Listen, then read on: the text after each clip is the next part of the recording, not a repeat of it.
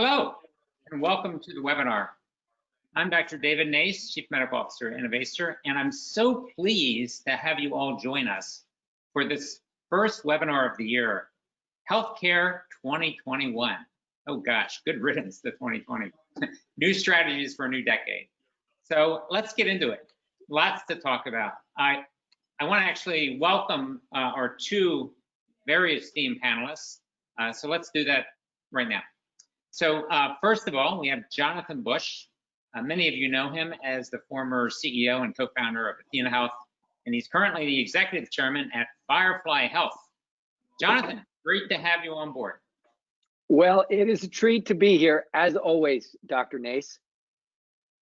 Super. And then joining Jonathan is Deepak Goyal, who's a partner at PricewaterhouseCoopers and deeply involved with healthcare for many, many years. Deepak, welcome.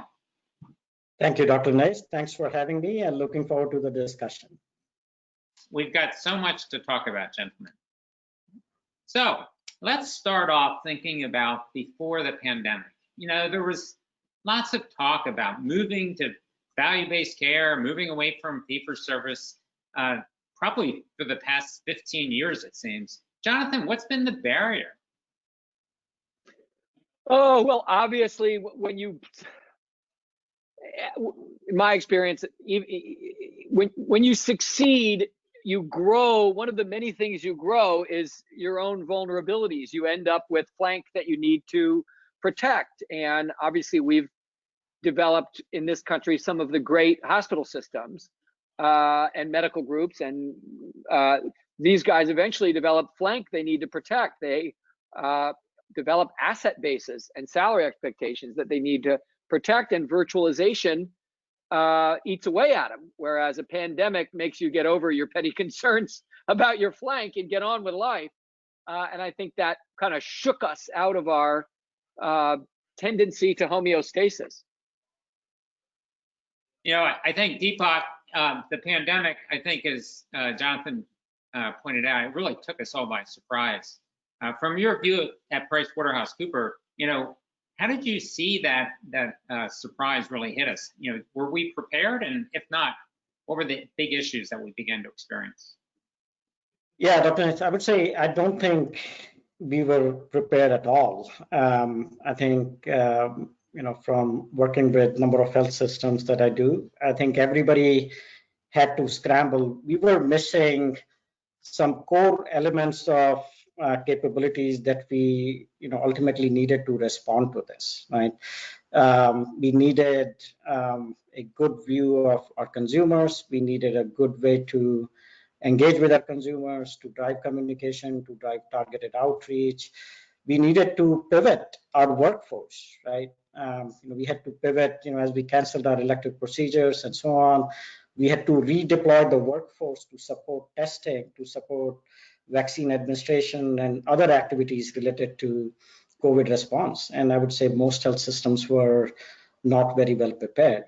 Even now, I would argue that, you know, most health systems, you know, although we have made progress, I think you know, COVID has led to a lot of innovations in terms of establishing some of those foundational capabilities that I talked about. But we have a lot of maturing of those capabilities to do to continue to be prepared for these kind of events in the future. Would you, Deepak, though, say that while we weren't prepared, we were pretty resilient?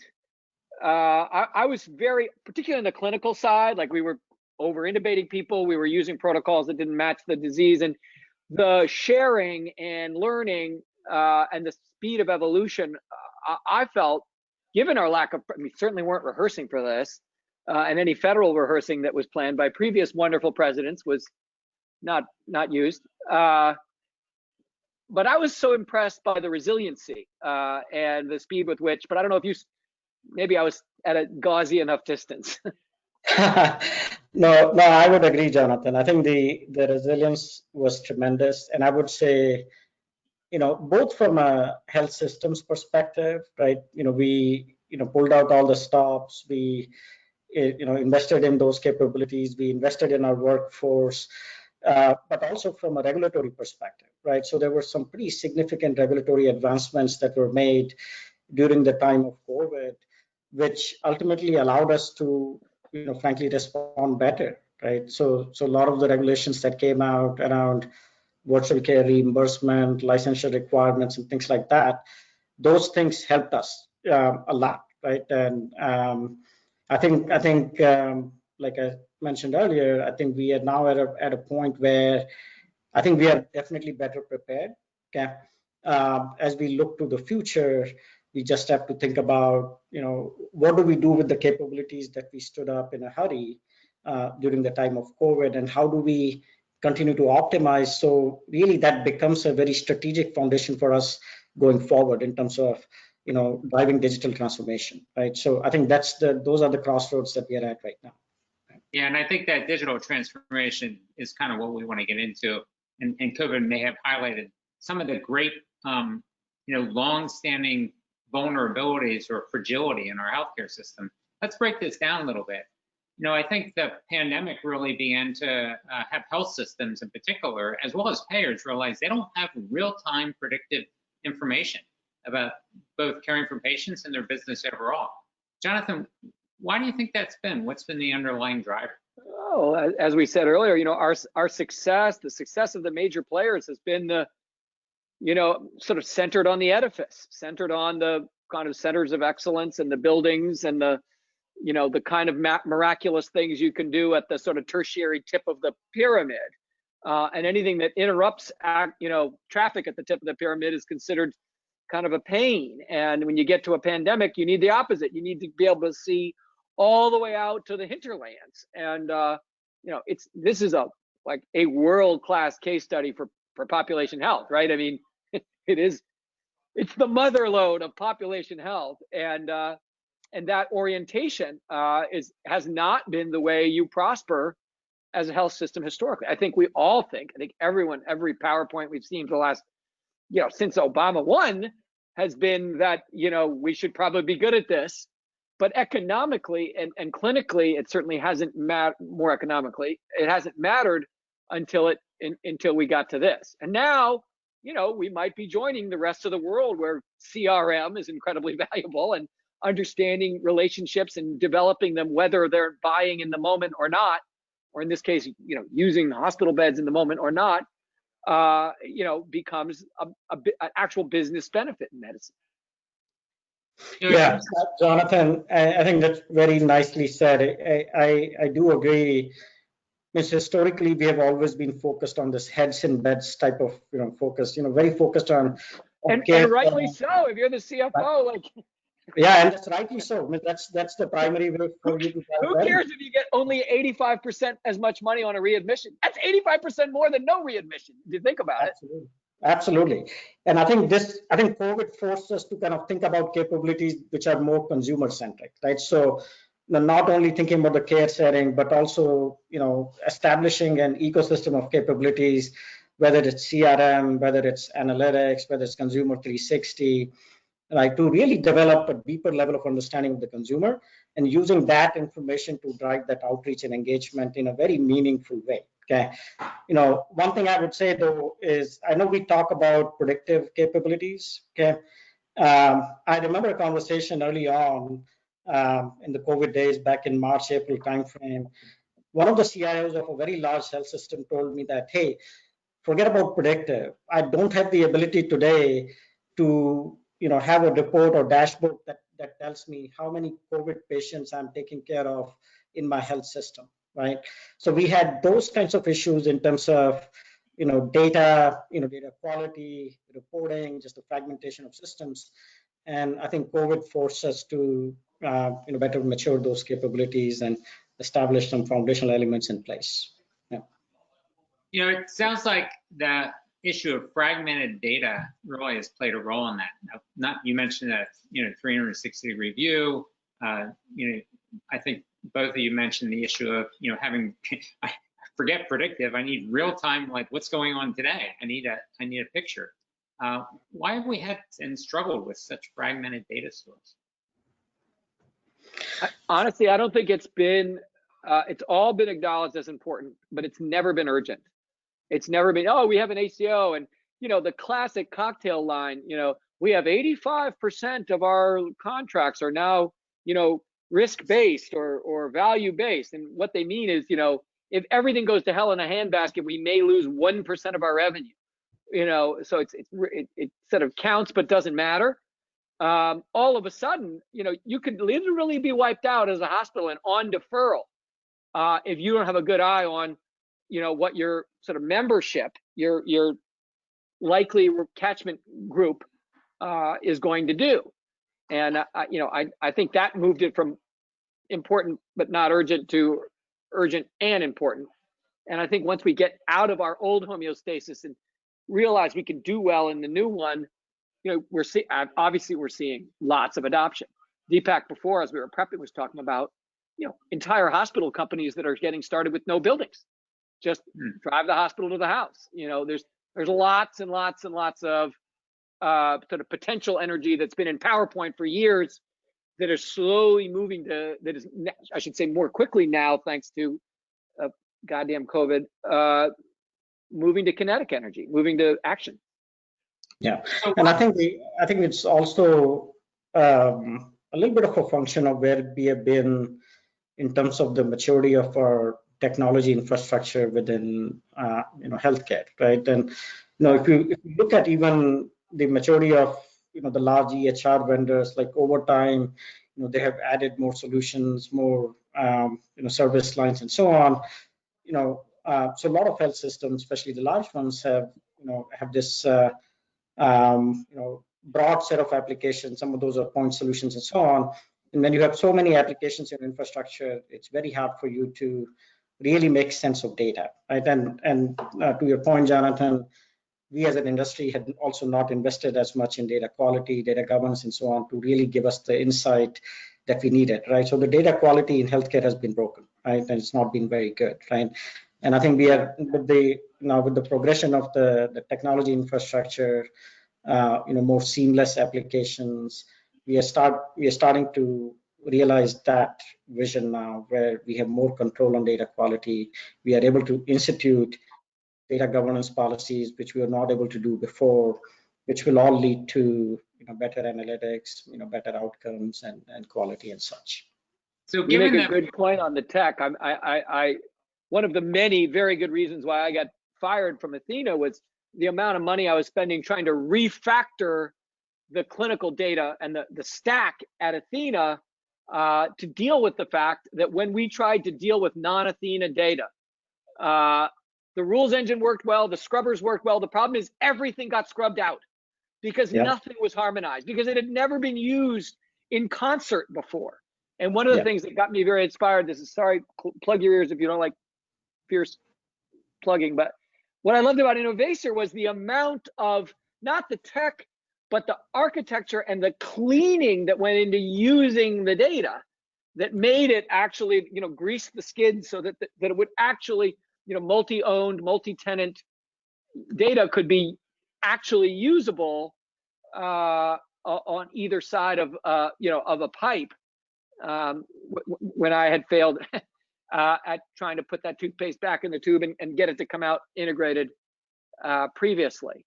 I would also add, and this is too long, I'm sorry, in addition to tech and business model, which we've talked about, we should probably point out regulatory, which also has had a couple of big leaps, one related to COVID and one related to the Cures Act. So lots of people are trying to integrate their data. People are using virtual care. Many of us have been on Zoom calls all day long and getting care in our homes. So lots of things that we've talked about are starting to be addressed, and that's really awesome. Let's just do a quick check-in with our audience and see how their organization is currently thinking about how to provide more seamless care in the current environment.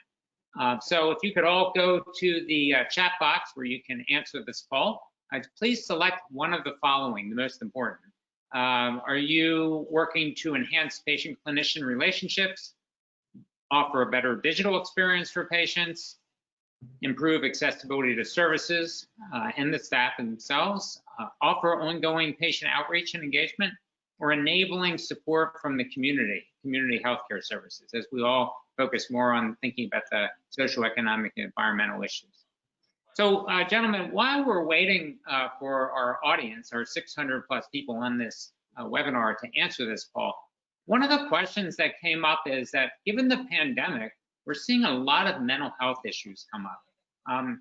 Deepak, what's been your visibility about the issue of mental health in the current pandemic era? Yeah, no, Dr. Ness, I have been seeing the same. I think, mental health issues, whether it's related to your patients or even your own workforce, have been, very prevalent, and they're coming up quite a bit. I think the good thing is, as a result of, some of the, regulatory requirements that came out a couple of years ago around parity and so on, I think we have made some progress in terms of supporting mental health patients. I would also say that virtual health has actually helped quite a bit, right? So I'm seeing a number of my clients and health systems that I work with, leveraging virtual health to deliver services to those mental health patients, whether they're dealing with depression or anxiety and so on. I think there is also investment that is being made in some wellness type of tools that allow consumers to manage their mental health on their own, right? So the number of apps, as you've seen, that are available.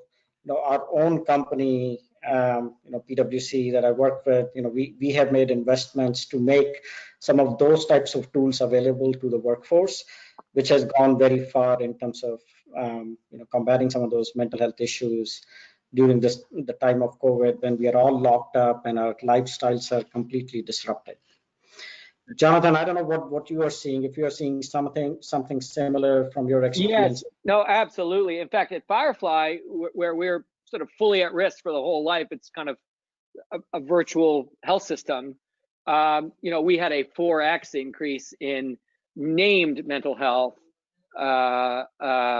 care over the course of COVID, with sort of specific diagnosis around anxiety and depression. But in addition to that, if you analyze real sort of root cause of utilization across the board, we've talked about this pre-COVID, kind of 80, if you think of behavioral determinants, right? Behavior-driven health, that's 80% of spend. And what is that but mental health, right? If you think about diabetes, I mean, all of the behavior change you need to do to manage that well or get back out of it if it's a type that you can reverse, heart disease, all these things where we're eating, not sleeping, and then eating, smoking, drinking. These things are fundamentally mental health challenges. And so I think it's even bigger. And again, it's one of these wonderful things where COVID kind of shook what we've known in PowerPoint and talked about at cocktail sort of conferences for years, and made us do something, moved our center of real kinetic energy over a little towards what we really should be doing. Now, these are great thoughts. I see our poll is done. Let's go ahead and pull the poll results up and see what the audience thought about these issues. Interesting, pretty much across the board. Jonathan, curious why you see less focus on community health services and enhancing the relationships between doctors and the patient. I don't know. Honestly, I can't tell. It's sort of like, which reason do you want to give for needing to virtualize your care center? Well, it would be better for relationships if you could, without massive overhead and coding and billing, talk to your patients for 5 minutes a week. It also would be necessary to do that through a digital experience. I mean, I think people were trying to answer, pick their favorite reason why, but I think if this poll said build more buildings, build a virtual care plan, do more procedures, do more behavioral support outreach, I think you'd see a much more spiked graph. I think you're right, and it's one of the questions that came up, and we can pull the poll down, is how do we overcome the fact that there's a rate limiting step of so few licensed clinicians and the need to go to a healthcare system? So I think that's absolutely right. Strong focus on virtual care and just trying to deliver services. Yeah, there is so much more profit potential per provider if you literally eliminate all of their coding and unnecessary care and replace it with just actual care. You could do so many. If you sort of, I'm sure Deepak's done this a million times, with operations optimization, like all the steps in the diagram and the behavior diagram and the workflow diagram of delivering care, when in fact the core of the care value is some sort of intimate conversation, some sort of bond and a check-in between a person with, let's say, diabetes and a doctor. If you took all those steps out and just they had an app, like, that's just got to happen. That's just gonna happen in the next 5 to 10 years. And I think if established players don't get on board, others will be happy to take their business from them.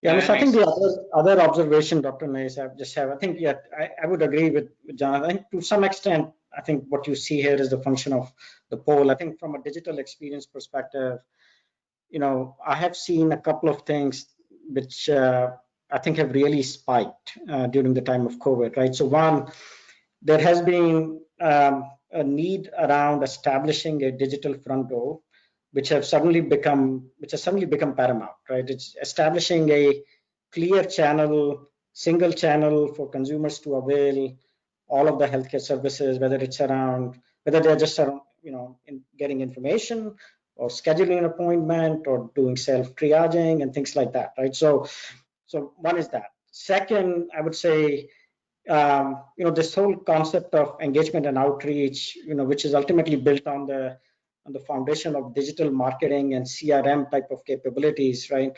That's something that has been lacking in healthcare, right? A lot of our, other industries, like retail, financial services, and so on, have actually mastered the art of digital marketing, right? And in healthcare, we were so far behind every other industry, and that's a critical capability that we needed to have, right? So I think there's a lot of focus on that, and I think those two things have been, very critical in our response to COVID.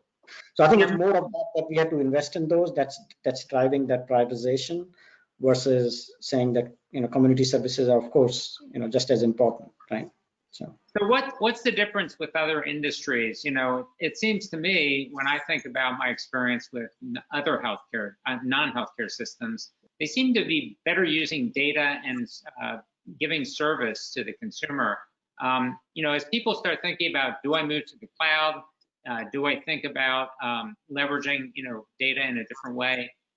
What do you think the possibilities are for how we might actually transform healthcare using data? Jonathan? I mean, geez, once you get it clean, once you get some kind of unified data model where you're using data from different sources, the possibilities are, just vast, endless.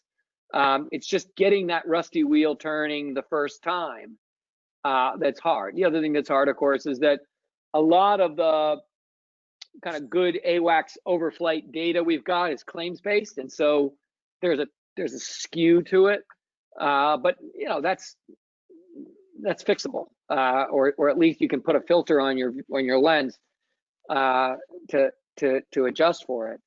But I think once you get it running, the possibilities are endless, and I think they represent major opportunities for local brands to become regional ones and regional ones to become national ones.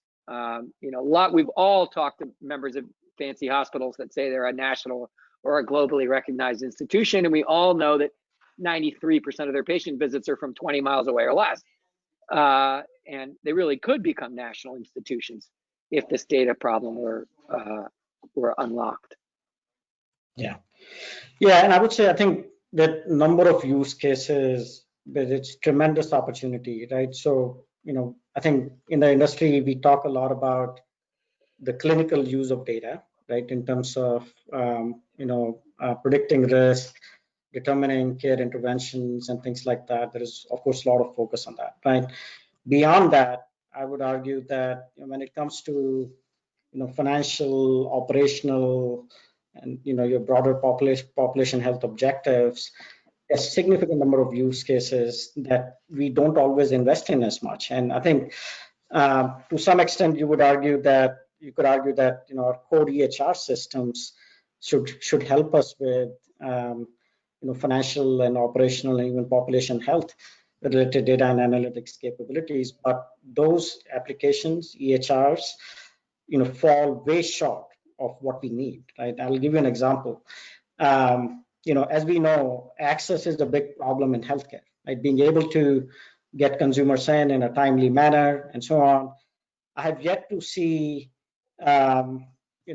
most health systems do that well. Right? They're not able to really, run the analytics out of the EHR system that tells them the demand side of the equation and the supply side of the equation in terms of the physician capacity and so on. And they're not able to, do that analytics and create that demand and supply match, right? And that's a big problem, right? Same thing can be said for referral management, being able to predict the performance of your value contracts and things like that are fundamentally lacking, right? So, of course, there are a number of clinical use cases, but we should not, lose sight of some of these other dimensions as well, which are just as important. Jonathan, as we learned from the pandemic, many people are now getting virtual care services, right? Even I can speak for my own experience. I saw a dermatologist in virtual care. I saw my primary care virtual care. I've actually had some back pain, had physical therapy, and they come meet with me in my home virtual care. We have a lot of people from the audience chipping in. One person said they had cataract surgery on both eyes, one pre-COVID, one post-COVID. The post-COVID experience was much faster, much more efficient. They felt very comfortable, and they said, well, are we going to go back? Because it was much less costly as well. So with what we've learned, do you think after the pandemic passes, we'll see a return to the way things used to be done? Well, I think this is the big question, right? That really there is no clinical reason. There's obviously a business. Everyone would like to see their visits up. And so really it's a function of, will the new entrants and the early converts create enough market share pressure that everybody says, geez, I better keep doing it this way and do it better. We're all waiting to see. Certainly, I mean, my money is on that model. Firefly has been so much fun to watch. Started as virtual primary care, then they added behavioral health, then they added dermatology. Now they've added diabetes care, and 3 or 4 cancers. And in each of these cases, they've got a small number of specialists that are serving them nationwide. So instead of being 1% of 100 oncologists' stance card, they get to be 100% of one, or 50% of one oncologist's stance card. So you get unbelievable bonding and coordination when you can do that much volume with someone across the country. Benefit for the specialist, much more pathology targeted narrowly at what she's good at, what is her favorite. There are just so many good reasons for expanding the geographic catchment of care by virtualizing. It's just a question of whether the fee-for-service, world versus the sort of membership / at-risk, full-risk world, gets the upper hand. But I'm actually betting that premiums are high enough that starting with the sort of middle-class commercially insureds, that they're going to pivot, and you're going to see all the mainstream players need to virtualize their offerings and do it hard. I think, Deepak, I heard mentioned actually from both of you in the past about CRM and using CRM in healthcare. And that might relate to targeting and engaging patients with different strategies. Can we talk a little bit more about that? Because I think for many people, they don't know what CRM is and how it might be applied. Customer relationship management. If you think about it, what is Pop Health? Everyone does Pop Health, but they do it off in the corner with their, chief quality officer or their little, don't get mad at me, Obama, look, I have ACOs kind of department.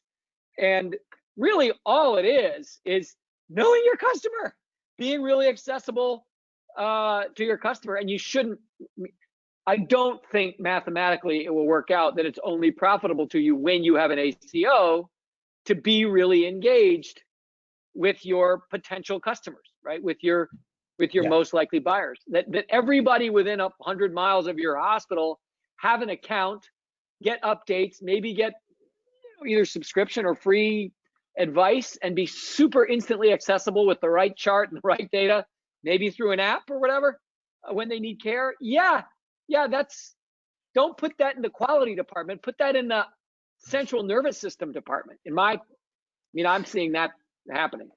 Yeah, what I would say, I would define the CRM a little bit more, and hopefully that will also help the audience, right? So first of all, I typically see CRM systems serving the function of marketing, sales, and service within healthcare organizations, right? And there's some core tenets of the CRM platforms that are very important for us to understand within that, right? So there is as Jonathan mentioned, knowing the customer, right? A lot of health systems have this objective of know me, right? Which is they want to establish the customer 360 and so on. That could be part of the CRM, although there are other strategies you could also take where you could have a customer 360 that resides outside of CRM but feeds into the CRM, right? There's a customer 360 dimension. Second capability, just in general, these CRM platforms tend to be low code, no code type of platforms, right? Where you don't need heavy investment by IT to build custom code and things like that, right? They're more easily configurable. But they do allow you to have this, customer 360.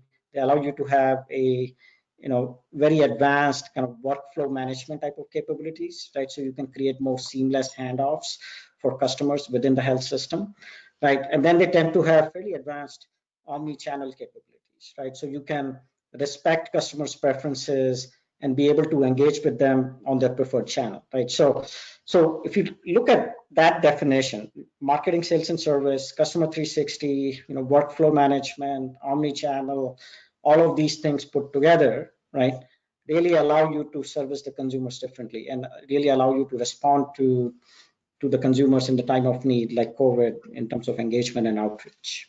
Yeah, and I think to Jonathan's point, with this concept of really virtualization, we might start thinking about how, like, particularly for chronic care patients, a team might be virtualized, right? Where they could work together and engage together in a virtual world.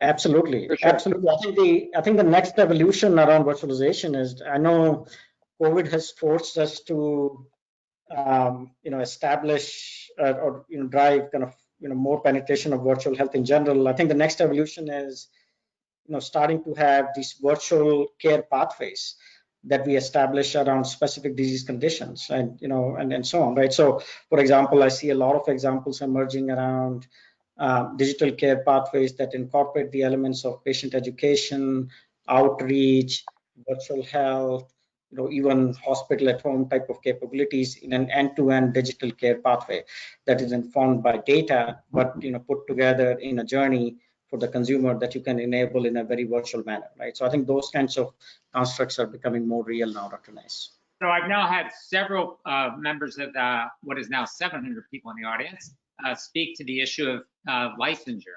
How when you're virtualizing, how about cross-state issues and licensure issues? Is that something that's been a barrier, and can we resolve that going into a post-pandemic world?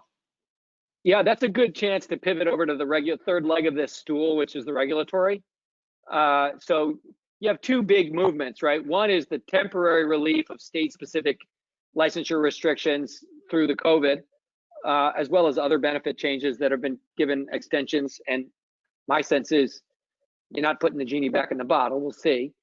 And the other is the Cures Act, which goes in, it's finally made it 4 years later through rulemaking that makes it basically highly unlikely that you're going to not share your data with other players. And I think those two things make it very likely that virtual players can use specialists and themselves in multiple states. There's also the British approach of in England they call specialist consultant physicians, and what they're technically providing their services to the GP who's got the patient relationship, and you can do that. That is done here in the United States, where a specialist will say, well, I'll help you, Dr. Nace. It's your patient. You've got to be licensed. You've got to write the prescriptions. but I'll talk to the patient and I'll look at their films and I'll give you guidance. And that, relieves that specialist from a lot of malpractice licensing requirements. It allows you to take that specialist's specialized knowledge national. So either through the COVID or through that, I'm expecting this to keep going. So with a lot of these virtual care strategies, the CRM, the ability to bring in team members, we're talking about data underlying this digital transformation. So one of the things that the nomenclature that pops up is this concept of what is artificial intelligence, and how might that be really a potential game changer here for healthcare as we move to digital transformation. Jonathan, let's start with you. What is AI? Well, obviously the ability to look at more things than a person can and come up with more scenarios than a person can. What you need, of course, for that is enough data that's harmonizable and readable for a machine to be even necessary. And frankly, despite the fact that many of us think we have a lot of data because we have 1 million records or 2 million records, you really need hundreds of millions of records and something to look for and decide to do against them for AI to be relevant. So again, as we get multi-system data sets, that possibility goes up.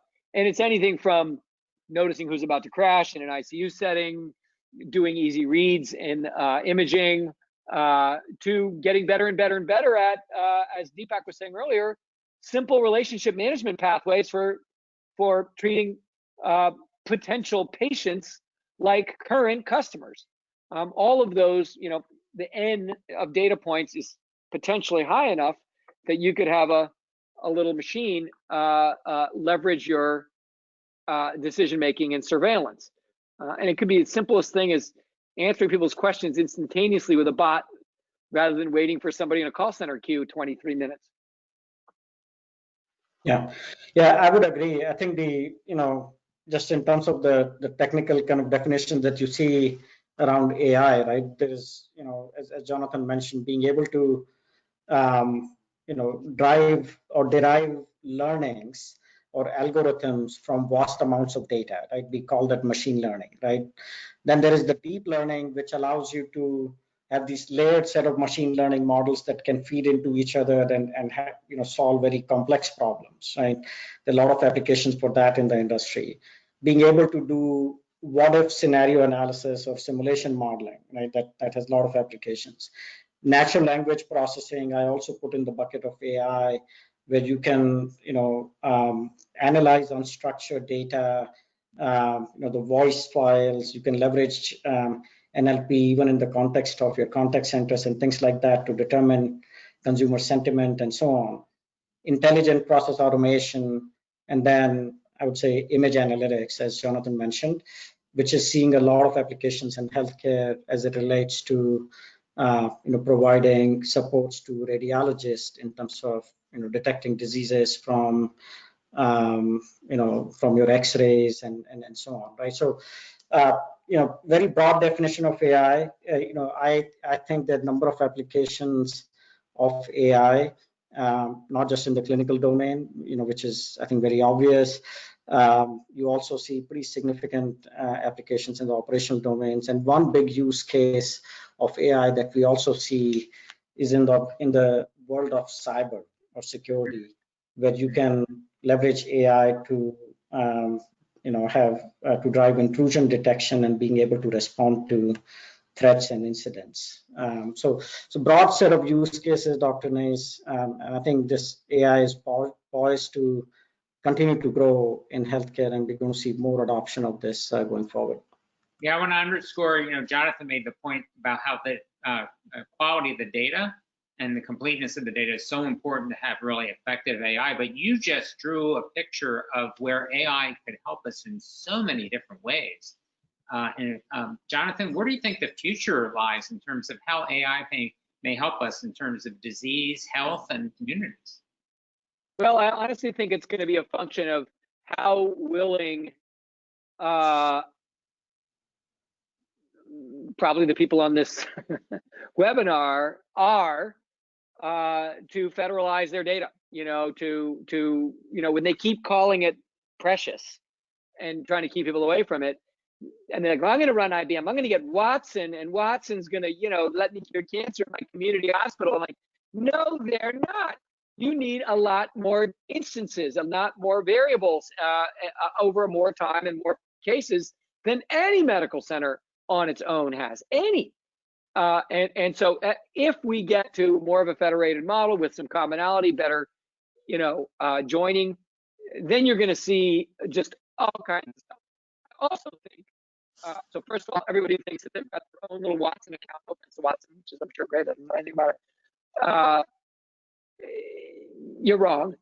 You're not going to have AI alone. And second of all, I forgot what number 2 is, but I'm sure we'll be back before the webinar is over. Well, let's check in with the audience and just ask another poll and kind of get a sense of, geez, with all this talk about technology, what is your top technology-enabled goal for 2021? Are you currently focused on enhancing using risk models, the rapid triage and risk assessment, using AI? Are you using telehealth service, this virtual care that we talked about across your enterprise, not just for select services like COVID? Are you looking at automating kind of a CRM perspective, right? Automating patient communication protocols and triggers using CRM and maybe some AI to look at different members, different patients, different outreaches that may be identifying their own behaviors and changing your communication strategy around that. Great use case for AI and CRM. And then are you looking at automating the actual pathway of care through your health system and automating the care coordination steps that your care coordinators are using? So this is tremendous, gentlemen, as we're waiting for this call. All of these different use cases post-COVID, and COVID's actually provided a bit of a silver lining, it seems. Jonathan, is that been your point of view? Absolutely. I mean, and unfortunately, most great leaps came on the tail of great destruction. I mean, post-war Europe's boom, I mean, it's a bummer. We'll get better and better and better as a species of rejuvenating without destruction or threat of it. But certainly destructive episodes like this have always throughout history been rejuvenating. And that's certainly gone on here for sure. We'll see how much of it stays for how long. Jonathan, I think we got most of that, but you're breaking up just a little bit. Oh, sorry. That's okay. While you're working on that, Deepak, silver lining or not? Yeah, no, absolutely. We have all heard that necessity is the mother of all invention, right? And I would say, that has been very true in this case, right? I think we have seen, progress worth 5 to 10 years of digital transformation happen over the course of 6 to 9 months through COVID, right? So I think it has definitely established, advanced our digital capabilities quite a bit. That's not to say we don't have a lot more work to do in the future, Dr. Nace. As I mentioned earlier, I think a lot of these capabilities that most health systems and payers built out, they were built in a hurry to respond to COVID, right? And to be able to manage patient risk, right?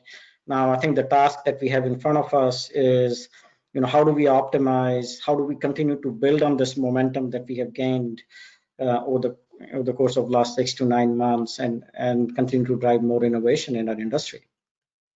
Well, I see our poll results are done. Let's go ahead and bring them up, take a look, see what our audience had to say. Oh, just 1 second. Oh, this is interesting. Deepak, what do you think? Lots of focus on telehealth.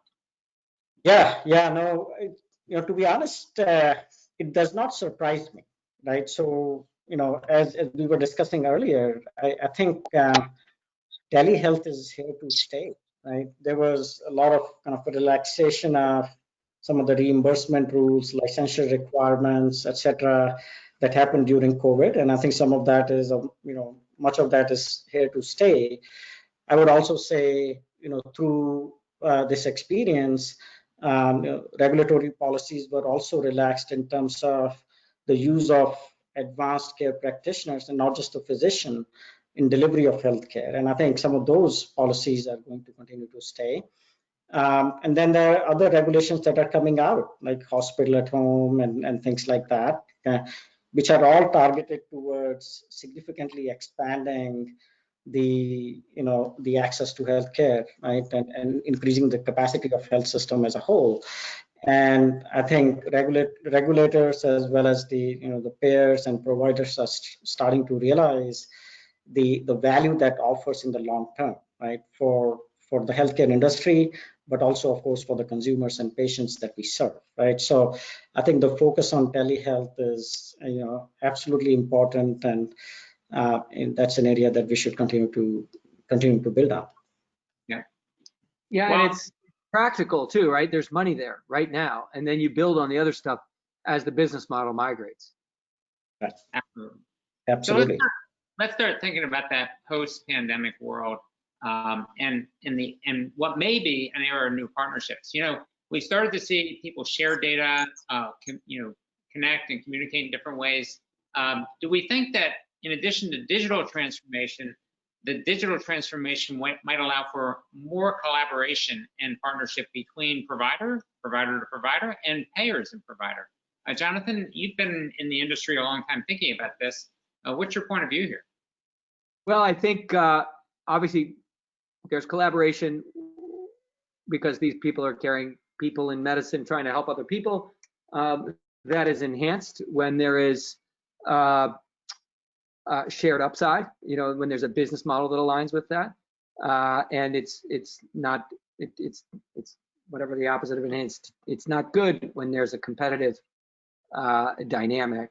I'm watching the rise of these virtual and non-hospital accumulations of patients because I think they are sort of the Franciscan monks. They don't have a cathedral to fund or a winery to fund. I mean, they just have the lives, and if they play their cards right and don't get greedy, everybody who has diagnostics and operating rooms and specialists, will coordinate with these guys because they have the lives and they're not going to compete. They're not going to. They're just going to be buyers and sort of coordinators. Now it's only a few percent now of all lives, but they're growing really fast. And they're of size. So there's a point at which even if they keep the same growth rate for 5 more years, they start to become 10, 15% of all commercial care. And then, a lot of them have already forked into Medicare. Some of them were born in Medicare. So I think as those, call them pay-viders, this pay-vider class rises, the need for the business model for coordination improves. And we've already talked about the tech platform being there and the regulatory environment being there. Yeah, I think the tech platform is really, brought to need for the health system itself, a need to see real-time business information, going back to that command center. But there's been a strong focus on also thinking about safety as people come back, not just for the employees, which have been at risk, but also for patients who want to return for elective surgeries, things like that. Deepak, what are some of the lessons learned that you've seen around collaboration and the use of data? Yeah, so a couple of things. Just one point I wanted to just make around just the collaboration overall is, I think we have to look at both the demand side and the supply side consideration that are ultimately driving this collaboration, right? So from a demand side perspective, right now, think about what happened over the course of 9 months, right? So government had to issue a $3 trillion relief package. There is another $1.9 trillion relief package that's being contemplated right now. I think that's going to create a bit of a burden in terms of driving more value from healthcare and in order for us to manage deficit, right? Think about the broader economy, right? So if we start to see some shrinkage in the industry, in the economy, right, employers and consumers are going to demand more value from healthcare, right? That's going to force, more kind of value-based care type of model or at-risk models as well, right?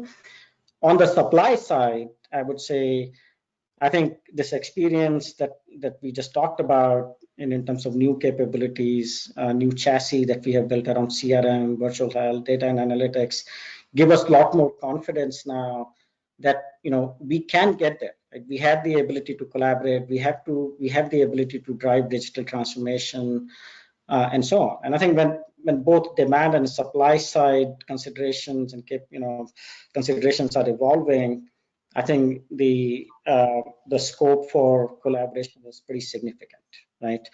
So I'm very bullish on that posture. In terms of collaboration just within the workforce and the employees, I think that's absolutely paramount, right? Healthcare has responded in a tremendous way to COVID. We have put a lot of our workforce, in the front of the harm, right? And we are trying to manage that workforce in a way that we don't create risk for them, right? There is that risk. There is also the risk of burnout, right? So a lot of health systems are very heavily focused on figuring out how to deal with that over long term, and also addressing some of those mental health type of considerations we talked about earlier to be able to manage the workforce better. Well, there's a lot of comments coming in from the audience, very interesting about, I think we've addressed the issue about reverting around the state licensure issue that may continue, but also about the sharing of data. Is PHI a limitation? And then going back to data in general, a number of comments asking about EHRs, like, are they a barrier, or are they potentially going to be helpful with the use of registries that they provide? Jonathan, lots of provocative things for you to comment on. Why don't we go? We haven't really named EHR as a topic, and I think it's important. This is a good chance. Let me just shake off all my Athena PTSD here. But when we say EHR right now, it's kind of shorthand for a very specific thing, right? It is the workflow software oriented towards a visit or a procedure or an event, right? Right. Then it is the kind of data storage and compute, and it is the actual data architecture. We think of that whole thing as one thing. We actually don't even think of all the things that happen. We don't even think of the data on a patient as part of that. If hundreds of critical things are going on a patient somewhere else, nobody expects the EHR de facto to know that, right? So that full stack, from front-end software to processing to data architecture to the actual stored data for one particular provider, is being unbundled, right? So soon a health record will not refer to the workflow. So who cares what workflow software? Who cares what the workflow is? Could be a Fitbit, checking in. It could be, some diagnostic tests that are delivered from home. It could be an actual doctor's office visit using some company that we know of today as a purveyor of EHR. And all of that filters down to some record, right? There's a record that may have people filtering onto it from all kinds of different places. That migration hasn't happened yet, but a lot of what I'm seeing at Innovaccer, is the pre-work for that. The ability to scrub and make these data from multiple tenants actually mean the same thing. When I was at Athena, there were 92 and counting different lab-specific definitions for the word CBC. So give them a CBC. Okay, there's 92 different things that could actually mean when you get down to it. And that cleaning needs to go on before the word EHR ends up meaning not what we think it means, but what any patient, if you were to ask him on the street, thinks it would mean, which is the electronic record of me, right? I think I want to pick up on that, Jonathan, because you're saying if you get the data out of the box, so to speak, the actual constructed architecture, begin to share it, start to apply these new techniques, get things into the cloud, harmonize the data, we really can start to move beyond the four walls, get better collaboration. And I think I just want to skip to this model that we think about here at Innovaccer, about how that data can be pulled together. And I think to your point before, if you're going to use good AI, you've got to have that data harmonized, use machine learning and get a unified record, a unified view of the patient across all of these different systems. I think that's what you're sort of getting at, isn't it, Jonathan? Yes, exactly. And you know, we talked about the 3 pillars here, right? You need a business model that people aren't afraid of it or don't think it would be bad for them. You need a tech stack that is unbundled, where the workflow of the office isn't the same piece of software, inseparable from the database for all care across all places, right? Which it is today. And then you need a regulatory environment that either doesn't stop it or maybe even sort of pushes it along. And if you look at those 3 tectonic plates, you know, enhanced by COVID, I think as they said in Flight of the Conchords Wednesday, conditions are perfect. You know, Deepak, you've gotten to know our organization, Innovator, some time. We actually named the company Innovator, meaning Innovation Accelerator. The idea that if you could get all the data and make it useful across all these different systems or boxes, and then also bring in other data about the social determinants of health from the community, social, environmental, combine the claims data from health systems, bring them all as a unified record, you could then open that data up for innovation. You could actually begin to use open APIs and build your own applications. So it really provides a nice view with the view of AI changing the world as to how we might actually start to really transform healthcare. Deepak, do you think this is a reality that we can move forward with? Yeah, no, absolutely. So I would say, look, I think everything that we've talked about, everything Jonathan has mentioned around business model, around, you know, data aggregation. So I think that's absolutely true. I think, you know, few things that are happening that would make this get more traction in our healthcare environment. One, you know, I think the regulatory environment is easing up, right? There have also been you know, some conversations, and CMS is going to issue a final rule around relaxing some of the requirements around start laws and anti-kickback laws and so on, which would enable more kind of data sharing, enablement, and partnership, right? Number 2, I think Innovator does a great job of aggregating the data, right? But typically, one of the big problems with data also is, how do you activate the insight from the data, right? How do you make that insight available within the workflow of the clinicians, right? Which is a big problem in the industry from an analytics perspective, right? I think some of the innovation that you all are driving around that with InNote and other solutions that you offer, I think would make the use of analytics real. So, you know, I'm very energized about the promise of your platform and the use cases that I'm seeing in the industry, and, you know, looking forward to how this evolves. I think digital transformation is our future, and being able to innovate once we get data together and useful is going to really be the key. Gentlemen, I actually want to thank you as we get to the end of our webinar here. I integrated many of the questions, but I just want to say we had over 1,000 attendees in this interview. That's how much attraction the 2 of you have brought to this webinar. And also we had a highly participating group of people with our polls and asking questions. So I think with the 50+ questions we've gotten, we couldn't get to them all. I just want to thank you all. We'll be in touch. We'll provide you with a copy of this deck. But this has been a great opportunity to talk about COVID, healthcare transformation, and the future of digital innovation. With that, gentlemen, thank you very much for joining. The internet is going to be big. Is that what we discovered here? Yeah. The internet is here. Wow. All right, stay tuned to find out what's next. That's right. All right, with this concludes the webinar. Deepak, thank you so much. Everybody. Thank you. Appreciate it. Thank you. Okay. All right. Everybody, enjoy your day.